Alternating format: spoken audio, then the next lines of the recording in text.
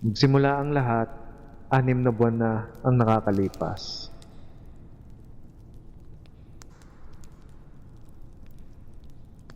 Kwento ito ng aking ama na si Tatay Nestor, isang masipag na construction worker. Dahil sa hirap ng buhay, napilitan siyang tanggapin ang isang kontrata sa isang malaking proyekto sa liblib na bahagi ng Samar. Nang lalako pa noon, sinabi niya na kaya siya aalis ay para sa pag-aaral ko. Pero ayun ang huling beses na nakita ko siya na masigla at ang huling beses na nakita ko ang kanyang ngiti. Sa mga sumunod na 2 buwan, lagi siyang masaya sa tuwing tumatawag sa telepono. Pero pagdating ng pangatlong buwan, nagsimula nang magbago ang lahat.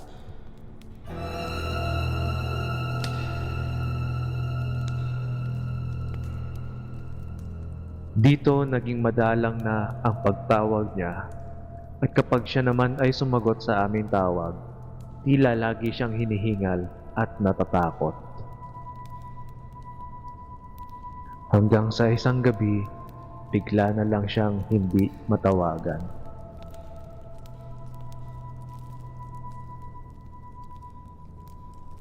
Lumipas ang ilang buwan, kami ay nasorpresa nang dumating si tatay. Kasabay ng isang biglang pagbuhos ng ulan at hindi namin ito inaasahan. Walang pasabi, walang sulat. Basta na lamang siyang tumayo sa tapat ng aming bahay.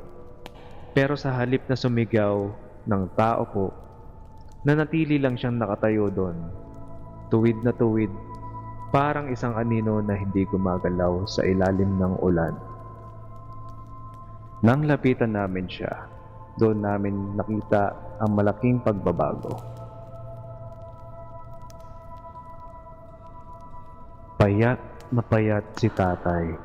Lumubog ang kanyang mga pisngi at ang kanyang mga mata ay tila nakabaon sa malalim na itim na bilog. Pero hindi siya nag-iisa. Sa likuran niya, may isang lalaking nakatayo. Ito ay nagpakilala bilang Manong Ambo.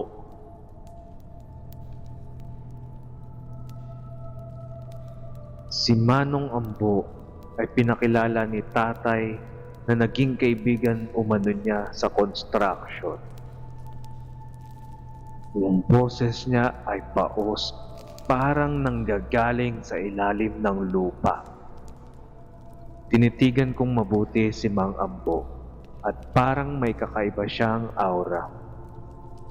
Laging nakasuot ng kupas na jacket na may hood. Ang kanyang mga mata ay laging nakapako lang kay tatay, hindi bilang isang kaibigan, kundi bilang isang tanod na nagbabantay sa isang bilanggo. May bitbit siyang lumang itim na bag.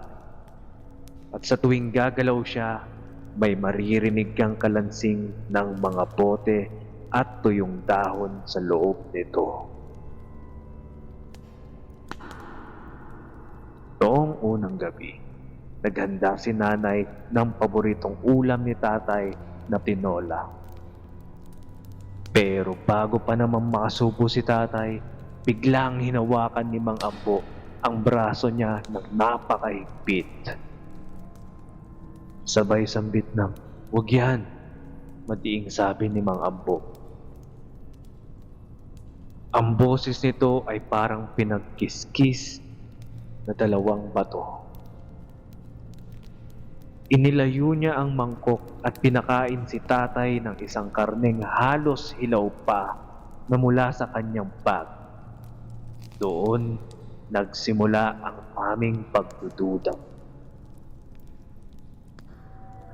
Sa loob ng isang linggo, naging impyerno ang aming bahay. Si tatay ay hindi na lumalabas ng kwarto pag may araw. Sinasabi ni Mang Ambo na maselan ang balat ni tatay sa liwanag. Pero nakita ko isang beses nang masinagan ng araw ang balat ni tatay, tila ito ay umuusok at naglalabasan ang mga maitim na ugat. Naging mas agresibo rin si Mang Ambo. Pinagbawalan niya kaming pumasok sa kwarto ni tatay nang walang pahintulot niya. Madalas ko rin siyang mahuli na may ibinubulong sa tenga ni tatay habang hawak ang isang mahabang itim na sinulid na nakatali sa paa nito. "Nanay, baka kinukulam ni Mang Ambo si tatay," sabi ko isang gabi. "Tignan mo, parang lantang gulay si tatay, pero si Mang Ambo parang lalong lumalakas." Pansin din namin ang amoy. Ang kwarto ni tatay ay nagsimulang umamoy na parang nabubulok na daga na hinuluan ng malansang dugo. Pero sa tuwing magrereklamo kami, laging may dalang insenso si Mang Ambo na lalong nagpapabigat sa hangin.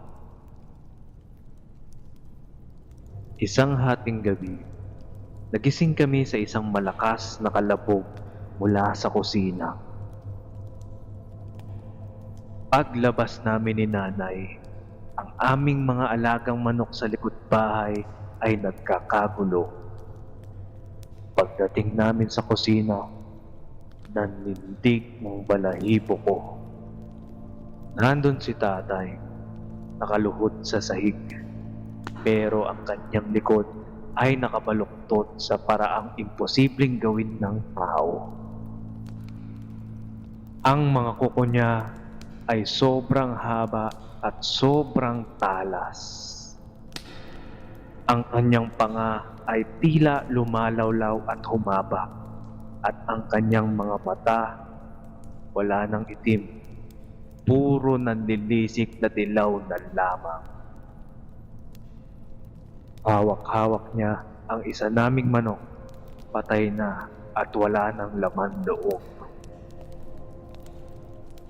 Lilingon na sana si tatay sa amin na may halong gutom sa kanyang mga mata nang biglang sumulpot si Mang Ambo mula sa dilim. Hawak niya ang kanyang itim na bag at isang buntot pagi. "Nestor, huwag kang padadaig sa hayop sa loob mo," sigaw ni Mang Ambo. Akala namin ay papatayin niya si tatay, pero ang ginawa niya ay hinarangan niya kami. "Umalis kayo rito, ilak niyo ang pinto." Sa halip na takasan kami, doon namin nalaman ang katotohanan.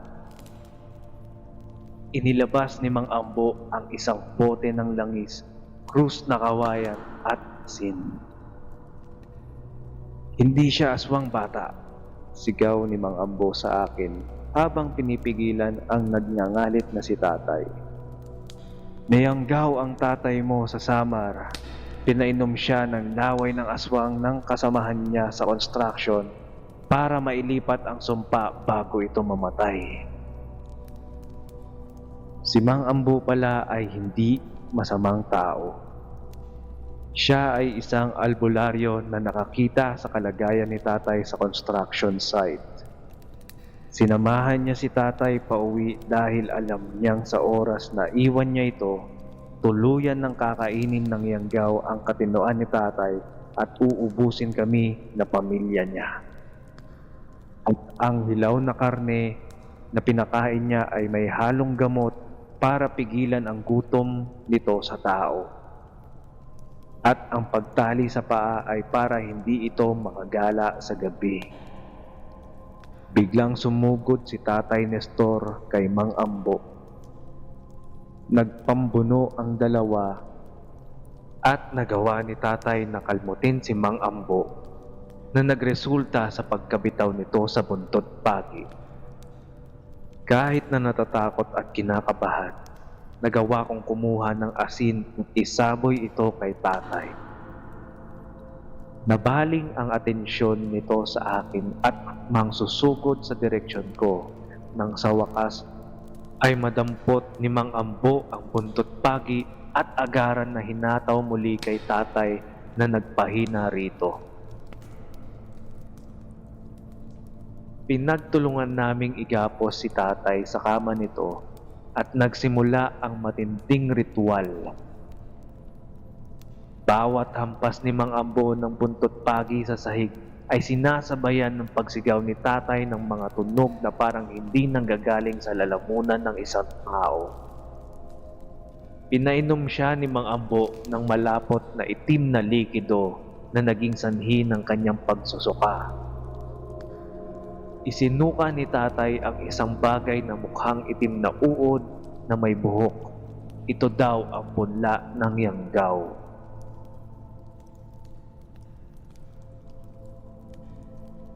Nang sumikat ang araw, bagsak si tatay sa sahig, apo at payat, pero ang kanyang mga mata ay balik na sa normal na kulay. Wala nang masamang amoy, wala na ang dilaw niyang mga mata. Sinigurado ni Mang Ambo na wala na ang Yanggaw at ito ay nagpahinga hanggang kinabukasan. Dumating na ang umaga at bago umalis si Mang Ambo, tinanggihan niya ang pera na inalok ni nanay bilang pagbayad sa pagtulong nito na pagtanggal sa Yanggaw. Itabi niyo yan para sa pagpapalakas ni Nestor, sabi ni Mang Ambo.